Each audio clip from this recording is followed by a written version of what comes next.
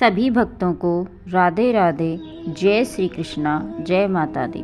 भक्तों, नवरात्रि में कन्या पूजन का बहुत महत्व होता है।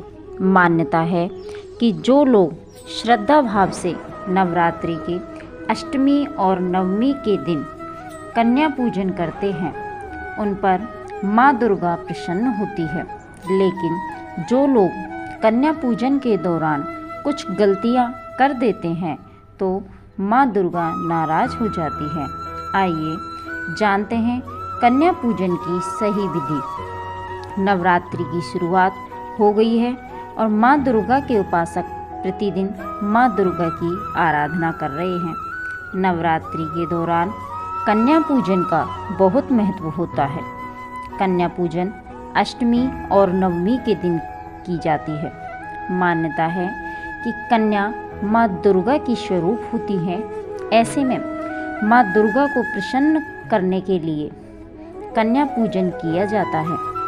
कन्या पूजन के दौरान कन्याओं को तरह तरह के पकवान बनाकर इज्जत और सम्मान के साथ भोजन कराया जाता है।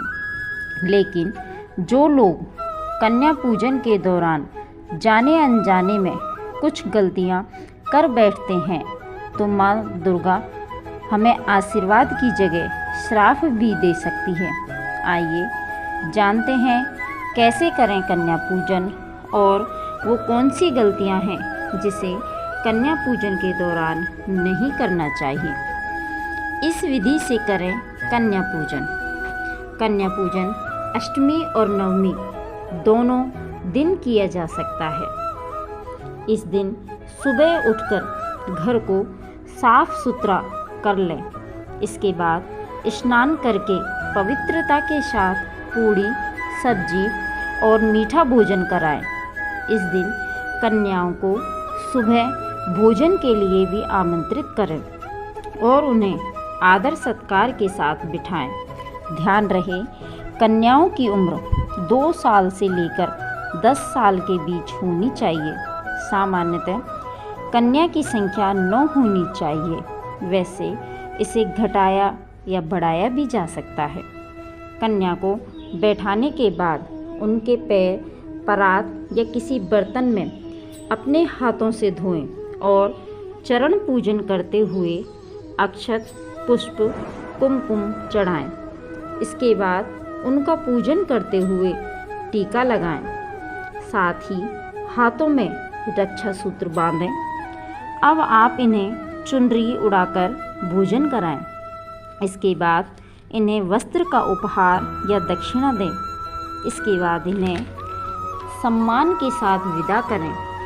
कन्याओं को उनके घर तक पहुंचाकर आवें। कुमारी पूजा में ये बालिकाएं देवी दुर्गा के विभिन्न रूपों को दर्शाती है। कुमारिका त्रिमूर्ति, कल्याणी, रोहिणी, काली, चंडिका, संभावी, दुर्गा और भद्रा। कन्याओं की आयु 10 साल से ज़्यादा नहीं होनी चाहिए।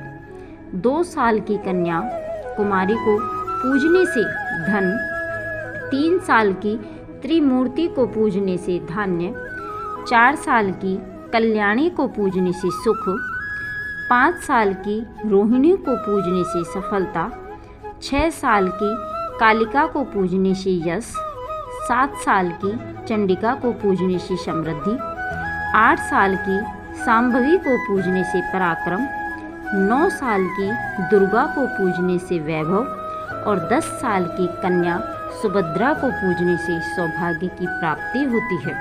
कन्या पूजन में एक बालक का भी होना जरूरी होता है। कुछ लोग 2 बालकों को कन्या पूजन के लिए जरूरी मानते हैं, लेकिन क्या आप जानते हैं कि आखिर कन्या पूजन में बालक क्यों जरूरी होते हैं? जानते हैं इसकी वजह। दरअसल कन्या पूजन में 9 कन्याओं की पूजा देवी दुर्गा के 9 रूपों की तरह की जाती है। वहीं बालक को भैरव बाबा माना गया है। वहीं जो लोग 2 बालक की पूजा करते हैं वो एक बालक को भैरव बाबा और एक को भगवान गणेश का रूप मानते हैं, क्योंकि भगवान गणेश को पूजे बिना कोई भी पूजा अधूरी होती है। वहीं भैरव को माता रानी का पहरेदार माना गया है। इसे लंगूर या लांगुरिया भी कहा जाता है। कन्या पूजा और उसकी जो भोज कथा। एक कथा के अनुसार माता के भक्त निसंतान पंडित श्रीधर ने एक दिन कुमारी कन्याओं को भोजन पर आमंत्रित किया। वहाँ पर माता रानी कन्या के रूप में आकर उनकी कन्याओं के बीच बैठ गई। सभी कन्या तो भोजन करने चली गई, परंतु माता रानी वहीं बैठी रही। उन्होंने पंडित श्रीधर से कहा कि तुम एक भंडारा रखो, भंडारे में पूरे गांव को आमंत्रित करो। इस भंडारे में भैरवनाथ भी आया और वहीं उसके अंत का आरंभ भी हुआ। कन्या पूजन करते समय हमें ये गलतियां नहीं करनी चाहिए। कन्याओं का गलती से भी अपमान न करें। कन्याओं को खिलाने के लिए बनाने वाला भोजन में लहसुन प्याज का प्रयोग बिल्कुल न करें।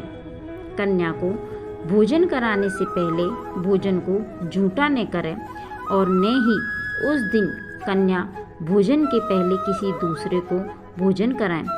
कन्याओं के साथ भेदभाव बिल्कुल न करें। इस तरह से कन्या पूजन करने से माता रानी प्रसन्न होती हैं और वो अपना आशीर्वाद प्रदान करती हैं।